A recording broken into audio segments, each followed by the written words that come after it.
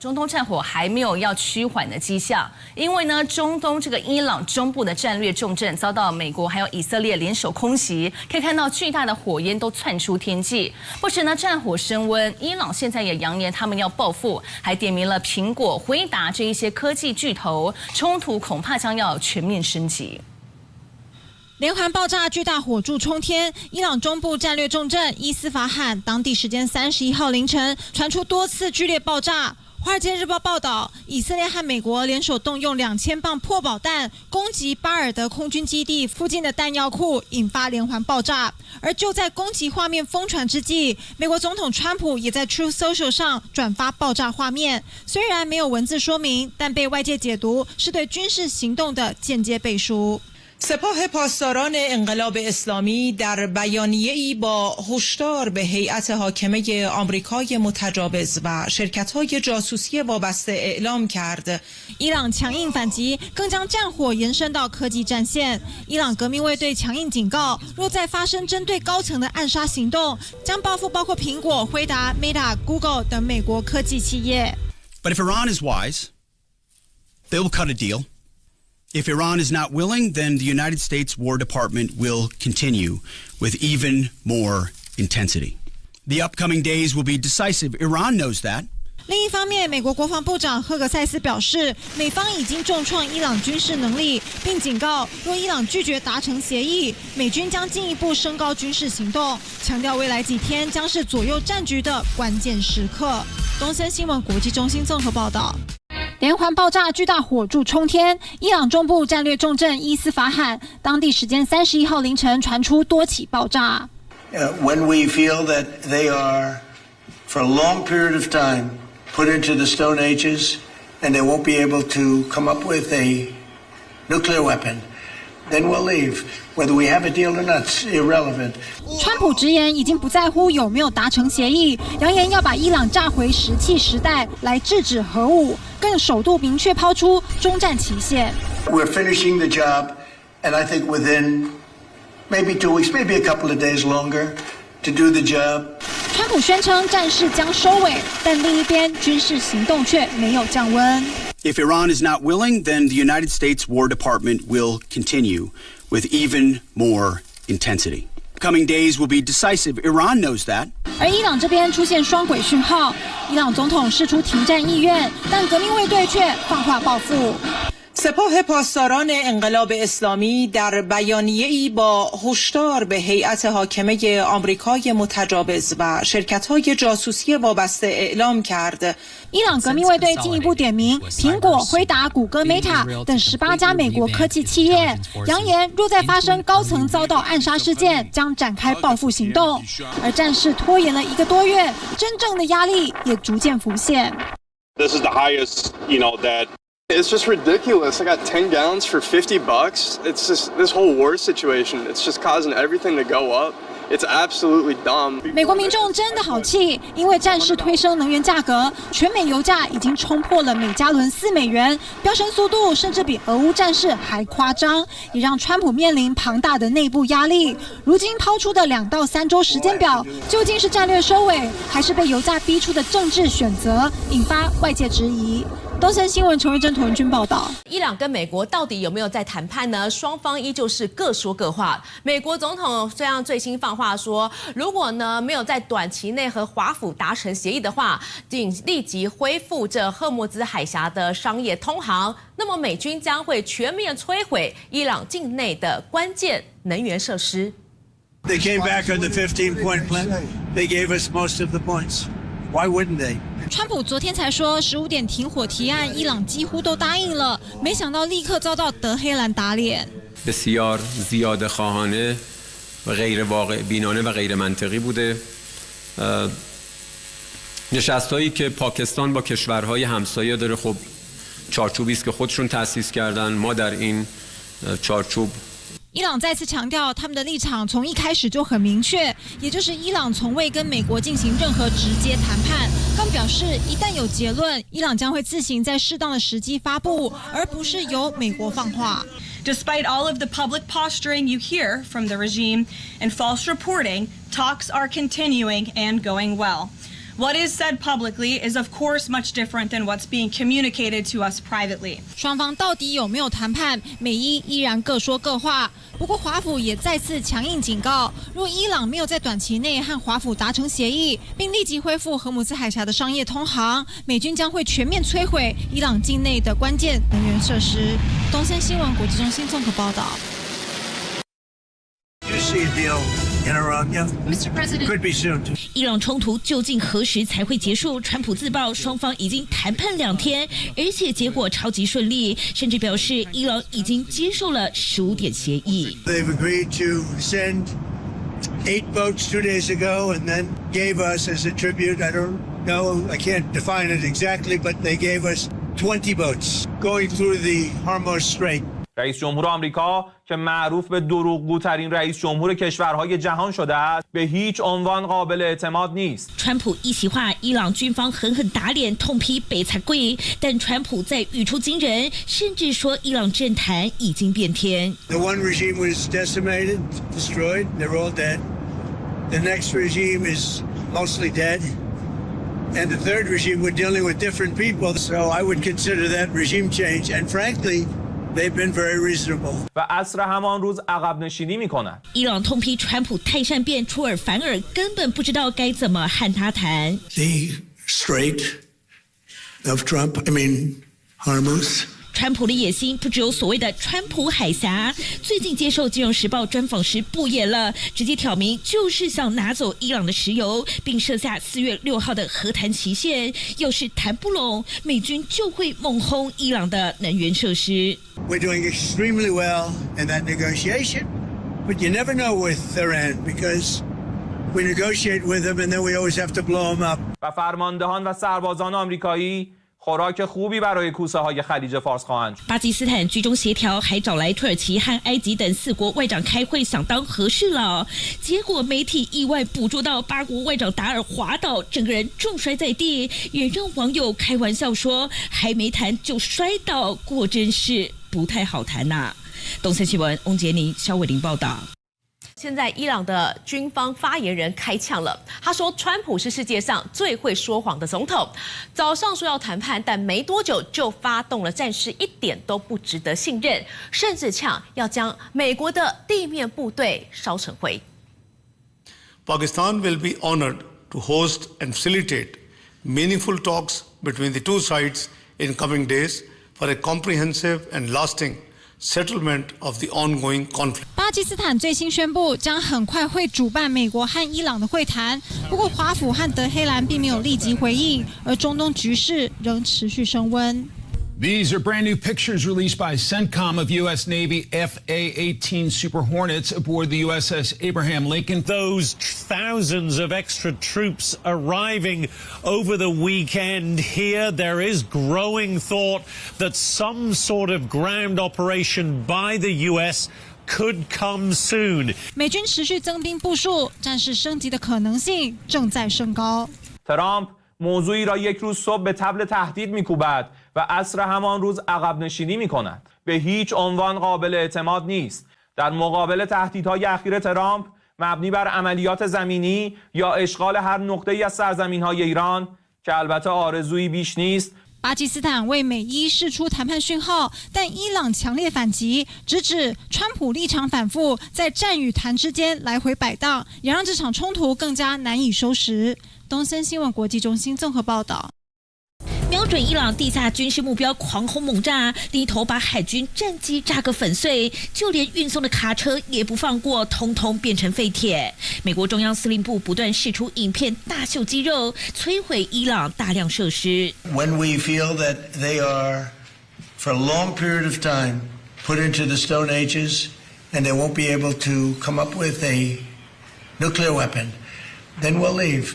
Whether we have a deal or not, it's irrelevant. 只要把伊朗炸烂，就算荷姆兹海峡还没开，川普也不在乎了，还抛出了明确终战期限。We're finishing the job, and I think within maybe 2 weeks, maybe a couple of days longer, to do the job. There are messages being exchanged. There are talks going on. There is the potential for direct meeting at some point. 美国国务卿呼应川普谈话，顺势指出美军这一次对伊朗行动的4大军事目标几乎已快达成，在都释出了战争即将结束的讯号，但真是如此吗？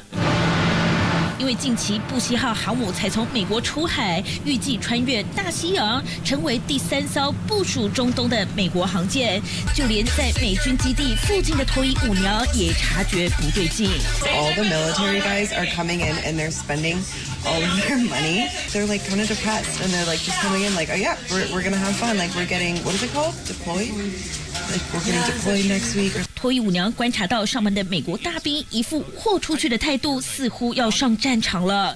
看来有人和川普不同调，不想下车。לא רק שחיזקנו את הברית עם ארצות הברית, אנחנו גם יוצרים בריתות חדשות עם מדינות חשובות באזור. 就算美国要拜拜了，以色列扬言和他国组队，继续粉碎伊朗恐怖政权。川普是否真能顺利抽身？2号早上登场的全国演说就会有答案。东森新闻黄美瑜、肖伟玲报道。我们来看这笔投资受到外界关注，不过是最近才被抛出来的。这笔投资是发生在2月的时候。那我们要了解整个目前呢，美以一起联手攻击伊朗的时间点是发生在2月28号。但是现在传出，赫格塞斯呢早就在2月中之前，已经呢透过他的股票经纪人，向这些重点的这样的一个投顾公司呢去下单，并且呢买的就是国防 ETF。如果说这样的一个消息一出的话，等于说他早就知道川普即将要攻打伊朗，并且呢只要攻打之后，所有的国防股一定飙涨。在这之前，难道是提前布局吗？赫格塞斯到底是眼光很准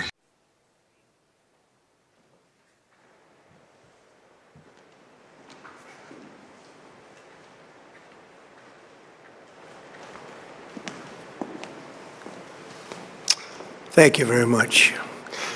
My fellow Americans, good evening. Let me begin by congratulating the team at NASA and our brave astronauts on the successful launch of Artemis II. It was quite something. It will be traveling further than any manned rocket has ever flown and will very substantially pass the moon, go around it, and come back home from a distance that has never been done before. It's amazing. They are on the way, and God bless them. These are brave people. We want to God bless those 4 unbelievable astronauts. As we speak this evening, it's been just 1 month since the United States military began Operation Epic Fury, targeting the world's #1 state sponsor of terror, Iran. In these past 4 weeks, our armed forces have delivered swift, decisive, overwhelming victories on the battlefield. Victories like few people have ever seen before. Tonight, Iran's Navy is gone. Their Air Force is in ruins. Their leaders, most of them, terrorist regime they led, are now dead. Their command and control of the Islamic Revolutionary Guard Corps is being decimated as we speak. Their ability to launch missiles and drones is dramatically curtailed, and their weapons, factories, and rocket launchers are being blown to pieces. Very few of them left. Never in the history of warfare has an enemy suffered such clear and devastating large-scale losses in a matter of weeks. Our enemies are losing in America, as it has been for 5 years under my presidency, is winning, and now winning bigger than ever before. Before discussing this current situation, I also want to thank our troops for the masterful job they did in taking the country of Venezuela in a matter of minutes. That hit was quick, lethal, violent, and respected by everyone all over the world. After rebuilding our military during my first term, we have by far the strongest military anywhere in the world. And now we're working along with Venezuela and are in a true sense joint venture partners. We're getting along incredibly well in the production and sale of massive amounts of oil and gas, the second largest reserves on earth after the United States of America. We're now totally independent of the Middle East, and yet we are there to help. We don't have to be there. We don't need their oil. We don't need anything they have, but we're there to help our allies. Tonight, I want to provide an update on the tremendous progress our warriors have made in Iran and discuss why Operation Epic Fury is necessary for the safety of America and the security of the world. From the day I announced my campaign for president in 2015, I have vowed that I would never allow Iran to have a nuclear weapon. This fanatical regime has been chanting death to America, death to Israel for 47 years.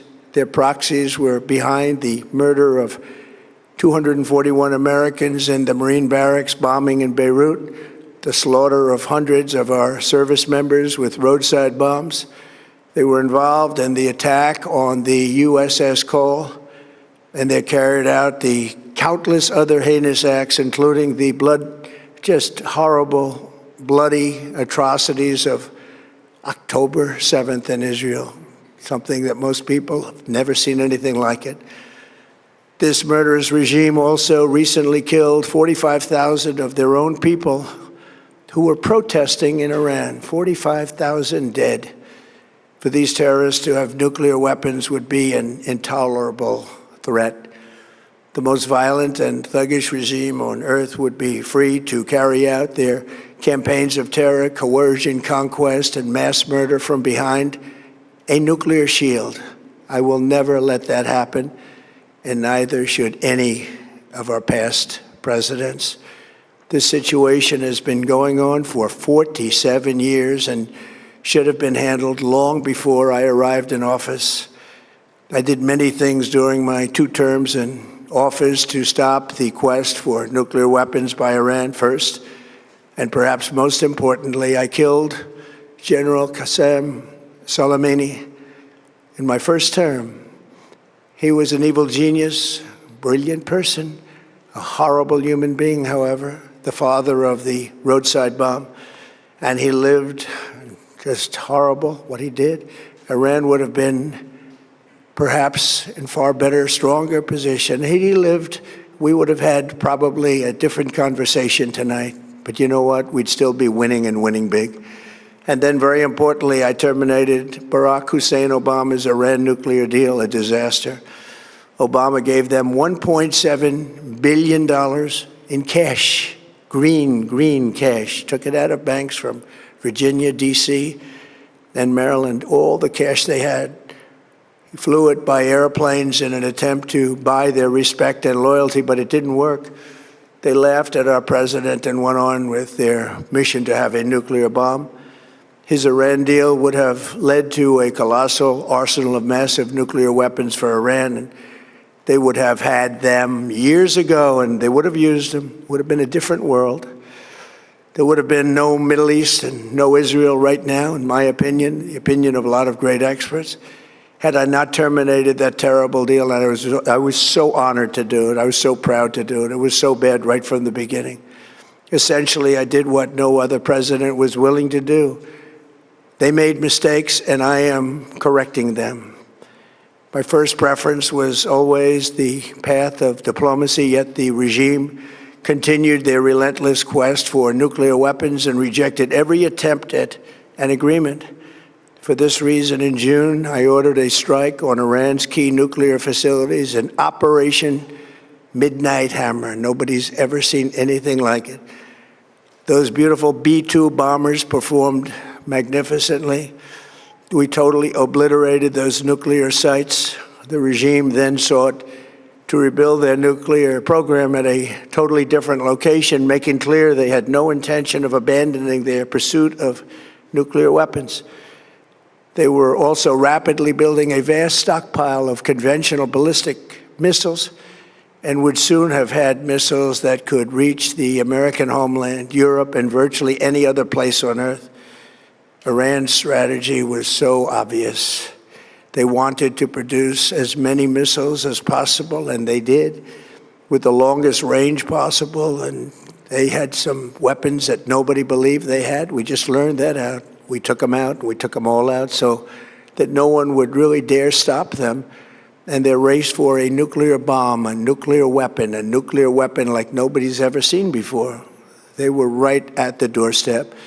For years, everyone has said that Iran cannot have nuclear weapons. But in the end, those are just words if you're not willing to take action when the time comes. As I stated in my announcement of Operation Epic Fury, our objectives are very simple and clear. We are systematically dismantling the regime's ability to threaten America or project power outside of their borders. That means eliminating Iran's Navy, which is now absolutely destroyed, hurting their Air Force and their missile program at levels never seen before, and annihilating their defense industrial base. We've done all of it. Their Navy is gone, their Air Force is gone. Their missiles are just about used up or beaten. Taken together, these actions will cripple Iran military, crush their ability to support terrorist proxies, and deny them the ability to build a nuclear bomb. Our armed forces have been extraordinary. There's never been anything like it militarily. Everyone is talking about it, and tonight I'm pleased to say that these core strategic objectives are nearing completion. As we celebrate this progress, we think especially of the 13 American warriors who have laid down their lives in this fight to prevent our children from ever having to face a nuclear Iran. Twice this past month, I've traveled to Dover Air Force Base, and it's been something. I wanted to be with those heroes as they return to American soil, and I was with them and their families, their parents, their wives, their husbands. We salute them, and now we must honor them by completing the mission for which they gave their lives. And every single one of the people, their loved ones said, "Please, sir, please finish the job." Every one of them. And we are going to finish the job, and we're going to finish it very fast. We're getting very close. I want to thank our allies in the Middle East, Israel, Saudi Arabia, Qatar, the UAE, Kuwait, and Bahrain. They've been great, and we will not let them get hurt or fail in any way, shape, or form. Many Americans have been concerned to see the recent rise in gasoline prices here at home. This short-term increase has been entirely the result of the Iranian regime launching deranged terror attacks against commercial oil tankers in neighboring countries that have nothing to do with the conflict. This is yet more proof that Iran can never be trusted with nuclear weapons. They will use them, and they will use them quickly. It would lead to decades of extortion, economic pain, and instability worse than we can ever imagine. The United States has never been better prepared economically to confront this threat. You all know that. We built the strongest economy in history. We're going through it right now, the strongest in history. In 1 year, we've taken a dead and crippled country. I hate to say that, but we were a dead and crippled country after the last administration and made it the hottest country anywhere in the world by far, with no inflation, record-setting investments coming into the United States, over $18 trillion, and the highest stock market ever, with 53 all-time record highs in just 1 year. It all positioned us to get rid of a cancer that has long simmered. It's known as the nuclear Iran, and they didn't know what was coming. They've never imagined it. Remember, because of our Drill Baby Drill program, America has plenty of gas. We have so much gas. Under my leadership, we are #1 producer of oil and gas on the planet, without even discussing the millions of barrels that we're getting from Venezuela. Because of the Trump administration's policies, we produce more oil and gas than Saudi Arabia and Russia combined. Think of that, Saudi Arabia and Russia combined. And that number will soon be substantially higher than that. There's no country like us anywhere in the world, and we're in great shape for the future. The United States imports almost no oil through the Hormuz Strait, and won't be taking any in the future. We don't need it. We haven't needed it, and we don't need it. We've beaten and completely decimated Iran. They are decimated, both militarily and economically and in every other way. And the countries of the world that do receive oil through the Hormuz Strait must take care of that passage. They must cherish it. They must grab it and cherish it. They can do it easily. We will be helpful, but they should take the lead in protecting the oil that they so desperately depend on. So to those countries that can't get fuel, many of which refuse to get involved in the decapitation of Iran, we had to do it ourselves. I have a suggestion. Number one, buy oil from the United States of America. We have plenty. We have so much. And number two, build up some delayed courage. Should have done it before. Should have done it with us, as we asked. Go to the strait and just take it, protect it, use it for yourselves. Iran has been essentially decimated. The hard part is done, so it should be easy. And in any event, when this conflict is over, the strait will open up naturally. It'll just open up naturally. They're going to want to be able to sell oil because that's all they have to try and rebuild. It will resume the flowing, and the gas prices will rapidly come back down. Stock prices will rapidly go back up. They haven't come down very much, frankly. They came down a little bit, but they've had some very good days over the last couple of days. We've done actually much better than I thought, but we had to take that little journey to Iran to get rid of this horrible threat.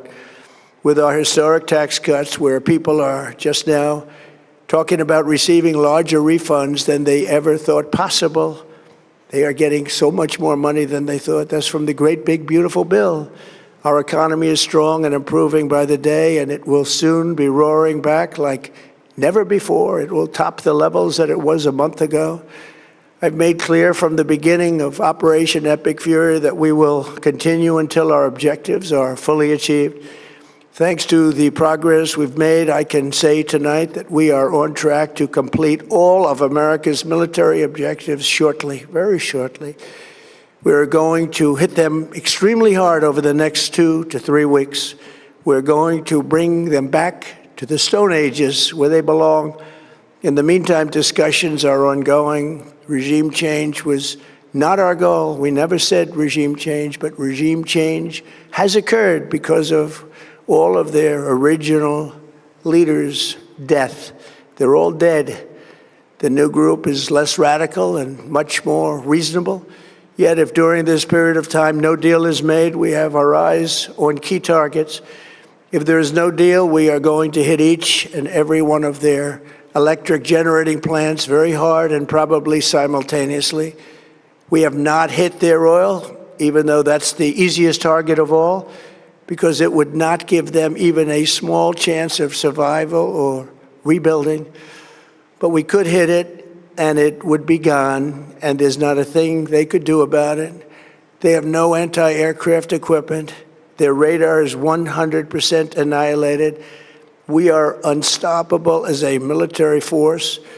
The nuclear sites that we obliterated with the B-2 bombers have been hit so hard that it would take months to get near the nuclear dust, and we have it under intense satellite surveillance and control. If we see them make a move, even a move for it, we'll hit them with missiles very hard again. We have all the cards, they have none. It's very important that we keep this conflict in perspective. American involvement in World War I lasted 1 year, 7 months, and 5 days. World War II lasted for 3 years, 8 months, and 25 days. The Korean War lasted for 3 years, 1 month, and 2 days. The Vietnam War lasted for 19 years, 5 months, and 29 days. Iraq went on for 8 years, 8 months, and 28 days. We are in this military operation, so powerful, so brilliant, against one of the most powerful countries for 32 days. And the country has been eviscerated and essentially is really no longer a threat. They were the bully of the Middle East, but they're the bully no longer. This is a true investment in your children and your grandchildren's future. The whole world is watching, and they can't leave the power, strength, and brilliance. They just can't believe what they're seeing. They leave it to your imagination, but they can't believe what they're seeing, the brilliance of the United States military. Tonight, every American can look forward to a day when we are finally free from the wickedness of Iranian aggression and the specter of nuclear blackmail. Because of the actions we have taken, we are on the cusp of ending Iran's sinister threat to America and the world. And I'll tell you, the world is watching. And when we do, when it's all over, the United States will be safer, stronger, more prosperous, and greater than it has ever been before. May God bless the men and women of the United States Armed Forces, and may God bless the United States of America. Thank you very much, and good night.